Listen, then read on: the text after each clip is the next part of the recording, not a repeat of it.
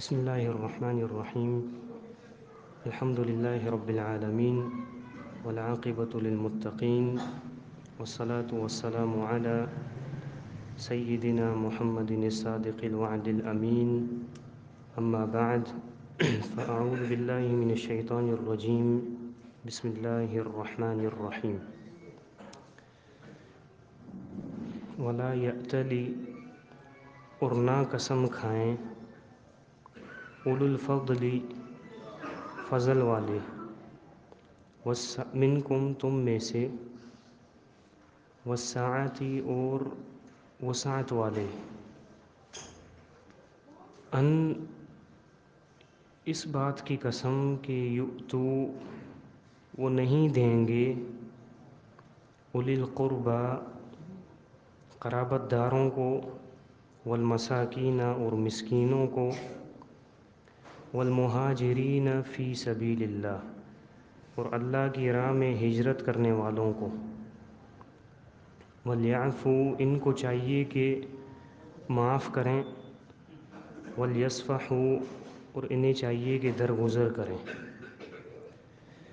الا تحبون، کیا تم نہیں پسند کرتے، ان، اس بات کو، یغفر اللہ لکم، کہ اللہ تمہیں معاف کر دے، واللہ، اور اللہ تعالی، غفور، بہت ہی زیادہ بخشنے والا ہے، رحیم، بہت ہی زیادہ رحم کرنے والا ہے. یہ سورہ نور کی آیت نمبر 22 ہے.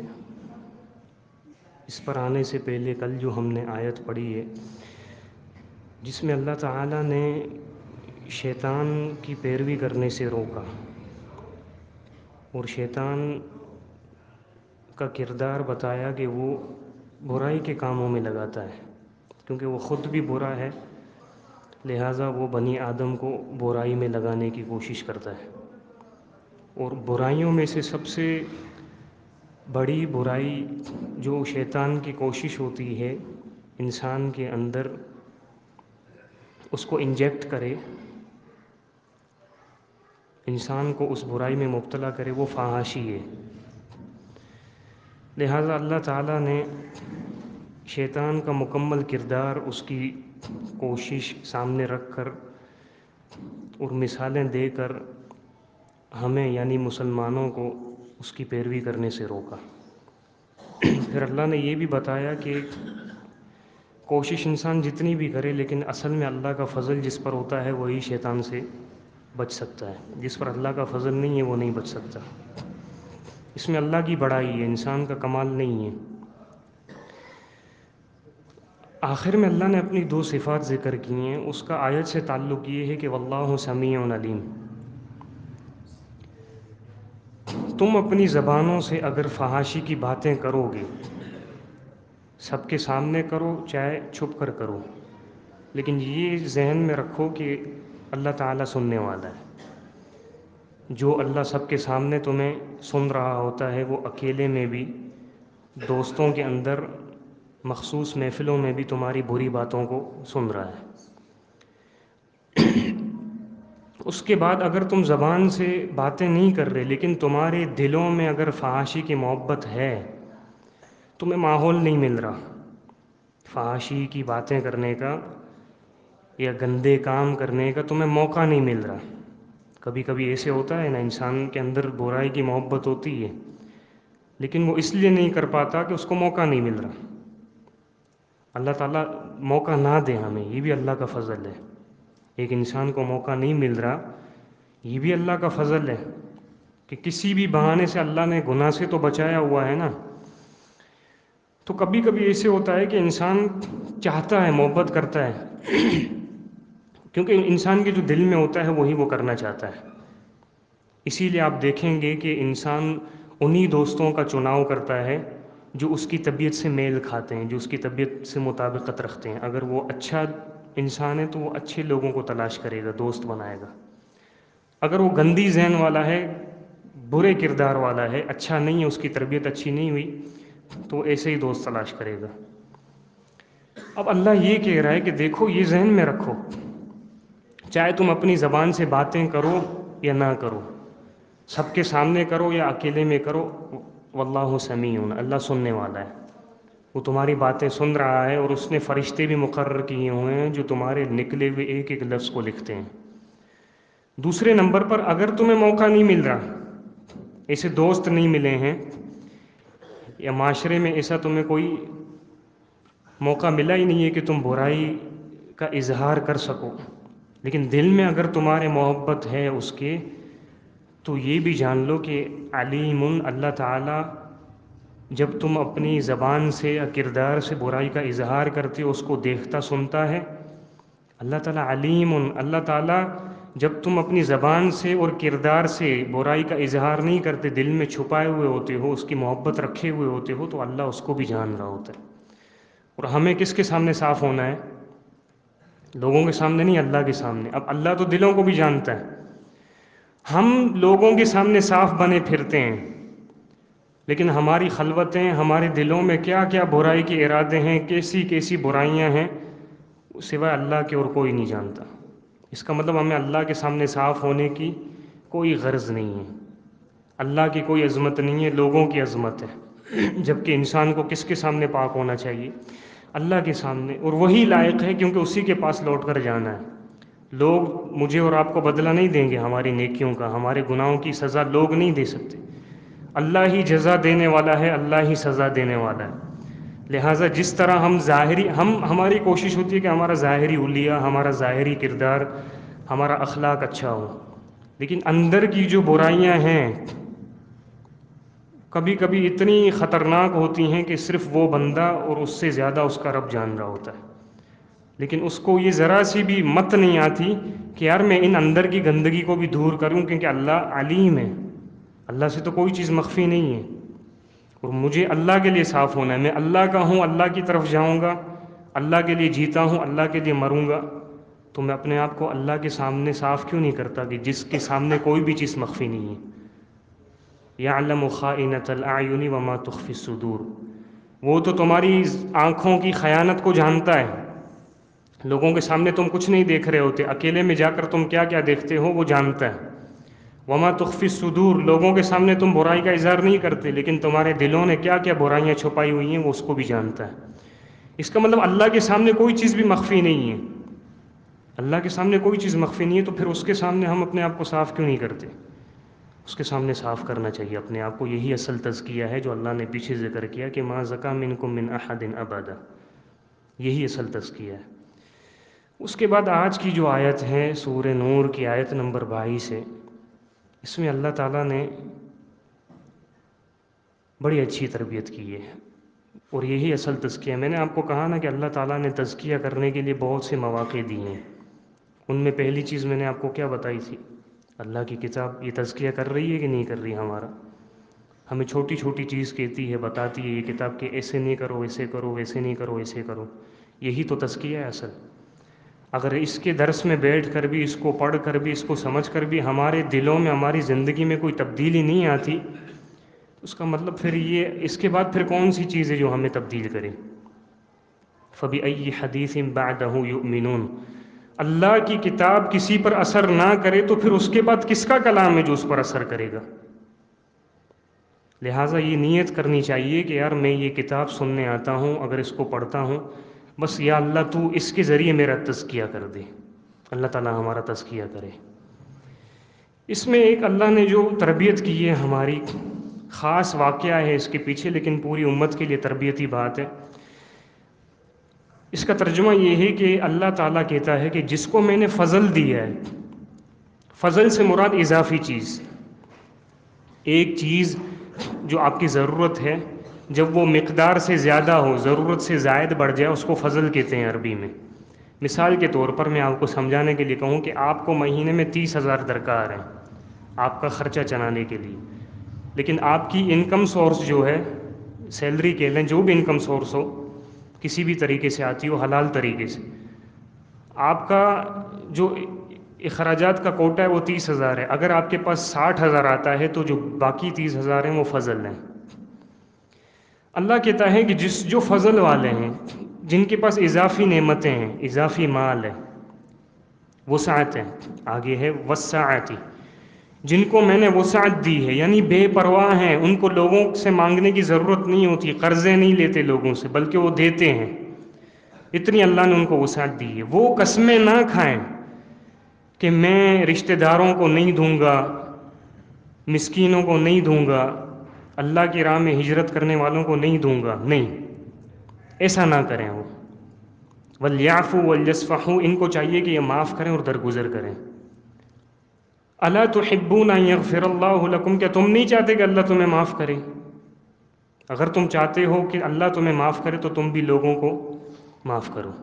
واللہ غفور الرحیم، اللہ تعالیٰ بھی بخشنے والا ہے بہت زیادہ تم سے بھی، اور اللہ تعالیٰ بہت زیادہ رحم کرنے والا ہے۔ اس آیت کے پیچھے ایک پس منظر ہے، ایک سبب ہے اس کے نزول کا۔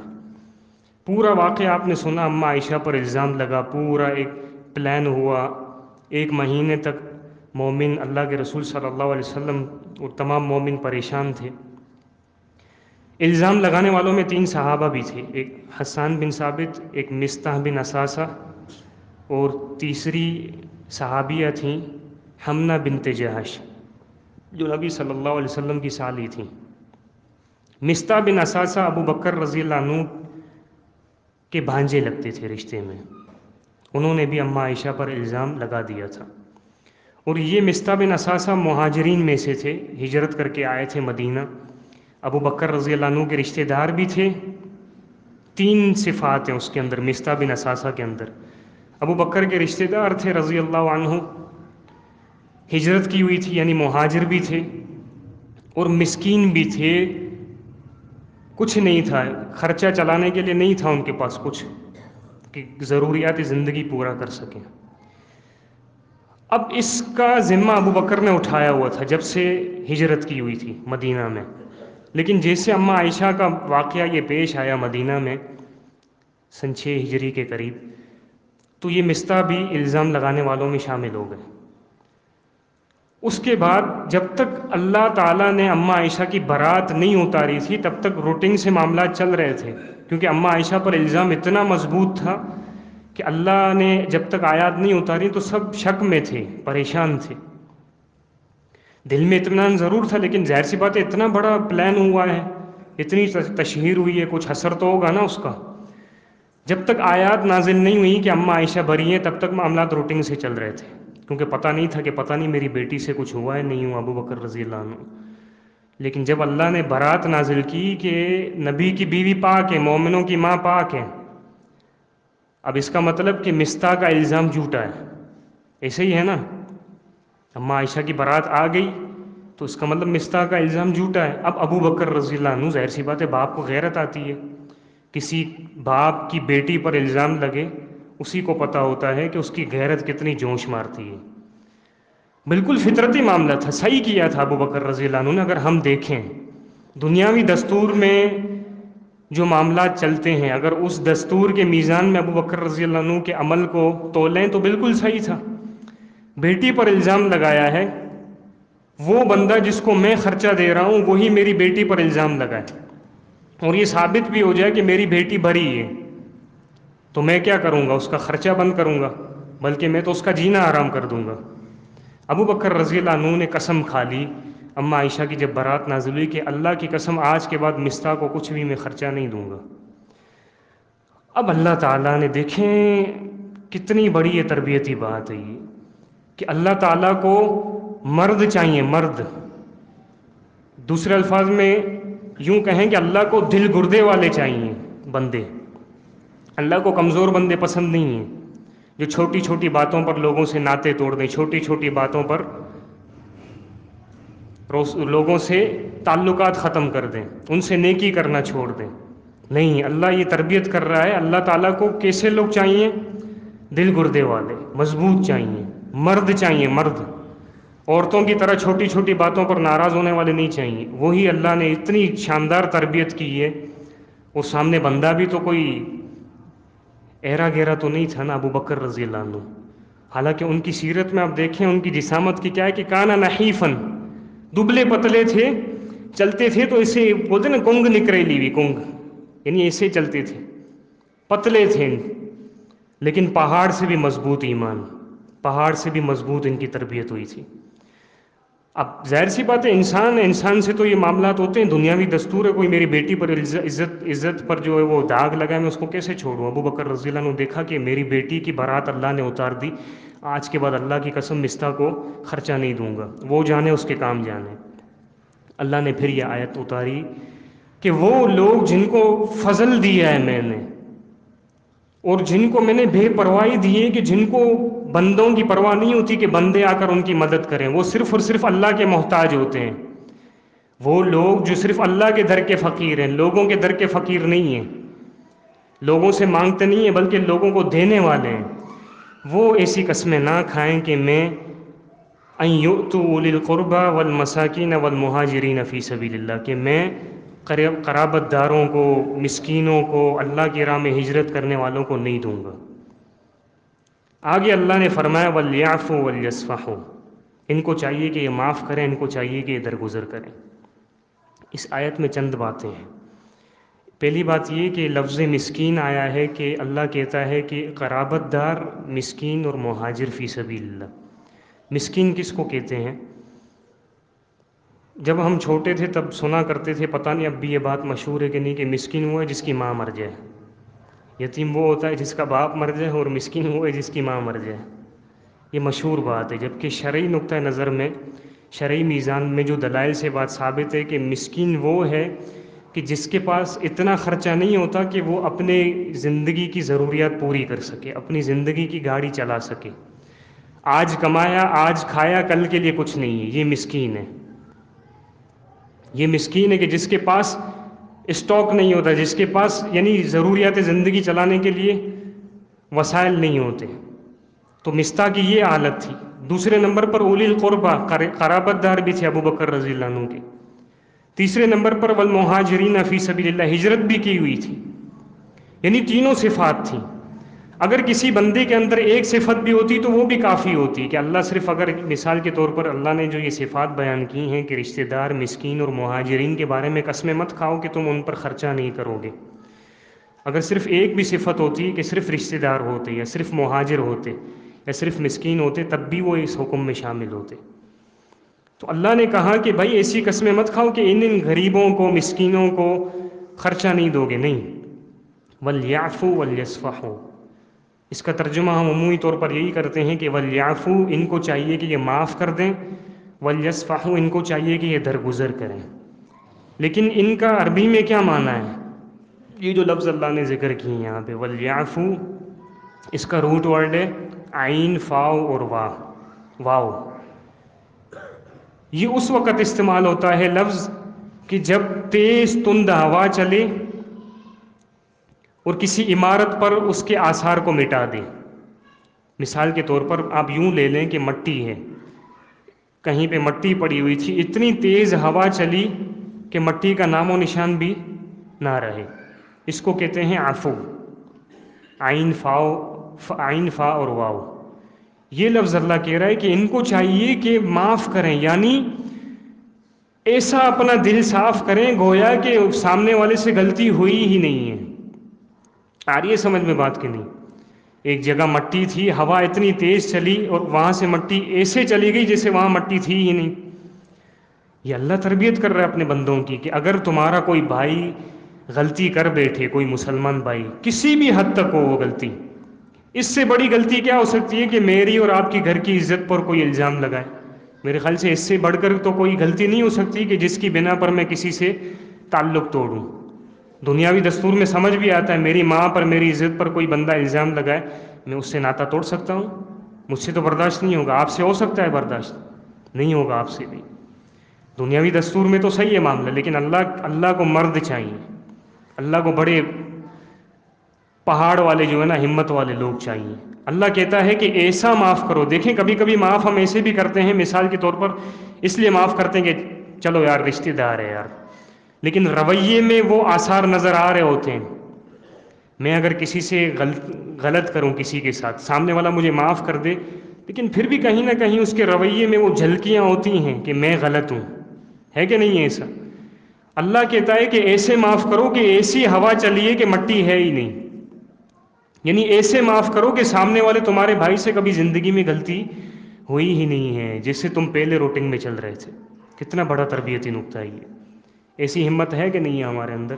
ہمت نہیں ہے لیکن پیدا کریں گے انشاءاللہ. اللہ تعالیٰ سے دعا کرنی چاہیے کہ اللہ ہمیں ایسا مضبوط جو ہے نا وہ دل دے دے. رسول اللہ صلی اللہ علیہ وسلم کا فرمان بھی ہے جامع ترمذی میں کہ المؤمن القوی خیر و احب الی اللہ من المؤمن الضعیف. جو مضبوط مومن ہے وہ کمزور مومن سے زیادہ محبوب ہے اللہ کے نزدیک. کیا مطلب؟ یہ دبلے پتلے اور جاندار کی بات نہیں چل رہی کہ جو ہٹا کٹا مسلمان ہے وہ کمزور سے اللہ کے نزدیک زیادہ محبوب ہے. نہیں، کبھی کبھی ہٹے کٹے بھی ہمت ہار جاتے ہیں، ان سے چھوٹی سی بات بھی برداشت نہیں ہوتی. لیکن کبھی کبھی دبلے پتلے بھی پہاڑ جیسی غلطیاں بھی پی جاتے ہیں کہ کچھ پتہ ہی نہیں ہوتا کہ ہوا بھی ہے کہ نہیں ہوا. یہ ابو بکر رضی اللہ عنہ تھے، بظاہر دبلے پتلے تھے لیکن اتنا بڑا معاملہ ہوا. اللہ نے صرف تربیت کے لیے ایک آیت اتاری اور اس میں صرف ایک انعام ذکر کیا ہے اللہ نے. وہ کیا کیا ہے؟ کہا کہ دیکھو تم نے قسم تو کھا لی، اپنی قسم توڑو، واپس اسی روٹین میں آ جاؤ کہ جس طرح ہوا چلی اور مٹی ہے ہی نہیں. معاف کرو. وَلْيَصْفَحُوا، اس کا مطلب ہوتا ہے کہ درگزر کرو، یعنی غلطی سے اعراض کرو. کسی بندے سے ہم اعراض کیسے کرتے ہیں کہ اس کے منہ بھی نہیں لگتے. کسی کے لیے دل میں اگر نفرت آ جائے تو اس سے بندہ کیا کرتا ہے؟ اعراض کرتا ہے، اس کی شکل دیکھنا بھی گوارا نہیں کرتا. اللہ کہتا ہے کہ سامنے والے کی غلطی سے ایسے اعراض کرو کہ تمہیں غلطی پسند بھی نہ ہو، یعنی اس کا تبصرہ بھی نہیں کرو اپنی زندگیوں میں. ہاں بھائی تم تو وہ ہو، تم نے جو میرے ساتھ یہ کیا. نہیں، ختم کر دو معاملہ. اور ایک اس کا انعام ہے، وہ کیا ہے؟ الا تحبون ان یغفر اللہ لکم، کیا تم نہیں چاہتے کہ اللہ تمہیں معاف کرے؟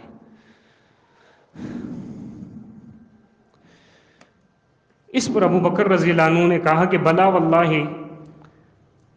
نحب ان یغفر اللہ لنا، احب ان یغفر اللہ لی. اللہ کی قسم اللہ میں تو چاہتا ہوں کہ تو مجھے معاف کر دے.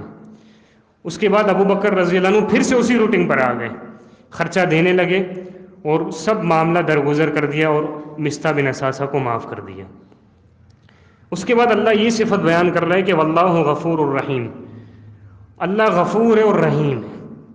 دیکھیں آج تک غفور کا معنی ہم یہی پڑھتے ہوئے آ رہے ہیں، بخشنے والا، معاف کرنے والا. لیکن اس کا لغت میں معنی کیا ہے؟ غین فا را کا مطلب ہوتا ہے کسی کی چیز کو چھپا دینا. کسی چیز کو چھپا دینا اس کو غفر سے تعبیر کرتے ہیں. غفور کا مطلب ہمارے گناہوں کو چھپانے والا ہے وہ. یعنی اللہ تعالیٰ بہانے تلاش کرتا ہے بندوں کے گناہ چھپانے کے. مجھ سے غلطی ہوئی ہے میرے کسی بھائی کے حق میں، اب اس کو پتا ہے کہ میں نے غلط کیا ہے، اب اللہ اس کو کہہ رہا ہے کہ اس کو معاف کرو تاکہ میرا گناہ معاشرے سے کیا ہو جائے؟ لوگوں سے چھپ جائے. یہ اللہ غفور ہے. اللہ چاہتا ہے کہ ہر بندے کو معاف کرے، اس کا گناہ بھی مٹائے اس کے نامہ اعمال سے، اور لوگوں کے سامنے اس کے گناہ کو بھی ڈھانک دے. اور قیامت کے دن تو اللہ تعالیٰ کی مغفرت جو ٹھاٹھے مارے گی وہ تو انشاءاللہ ہم قیامت کے دن نہیں دیکھیں گے، ہم بھی ان میں شامل ہوں گے انشاءاللہ. عبداللہ بن مسعود رضی اللہ عنہ کا قول ہے کہ قیامت کے دن اللہ ایسے ایسے بندوں کو ایسے ایسے معاف کرے گا، لوگوں کی عقلیں دنگ رہ جائیں گی کہ ایسے بھی اللہ معاف کر سکتا ہے اور اس بندے کو بھی معاف کر سکتا ہے.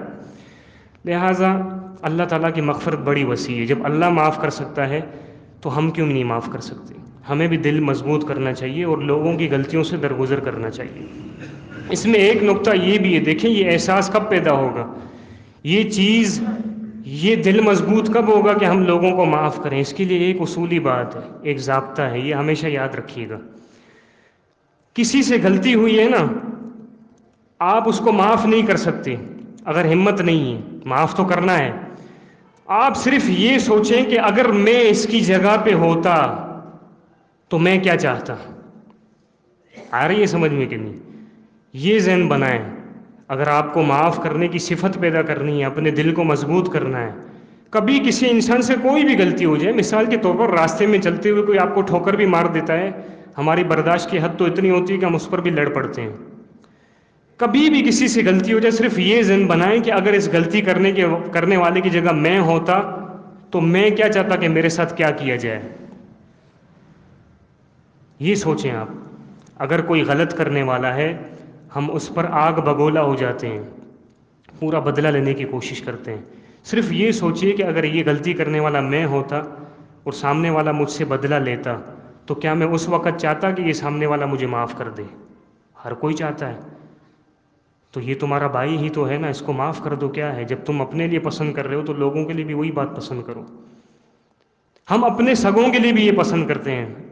مثال کے طور پر ہمارا کوئی قریبی رشتہ دار غلطی کر جائے، اور کوئی غیر اجنبی آدمی غلطی کر جائے، ہم اجنبی کے ساتھ کیا سلوک کرتے ہیں؟ برا.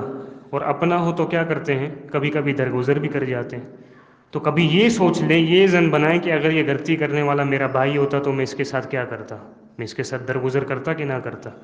تو جس سے غلطی ہوئی ہے وہ بھلے میرا رشتہ دار نہیں ہے، مسلمان بھائی تو ہے نا. یہ سوچ پیدا کریں گے تب جا کے یہ ہمت آئے گی کہ لوگوں کو ہم معاف کریں. اللہ تعالیٰ سے دعا ہے کہ اللہ تعالیٰ میں ان باتوں کو سمجھنے کی توفیق عطا فرمائے. وآخر دعوانا ان الحمد للہ رب العالمین. اس ویڈیو کو زیادہ سے زیادہ شیئر کیجیے اور ہمارے چینل سبحانی مسجد لیاری کو سبسکرائب کیجیے اور صدقہ جاریہ کے مستحق بنیے. جزاکم اللہ خیرا کثیرا فی الدنیا والآخرہ.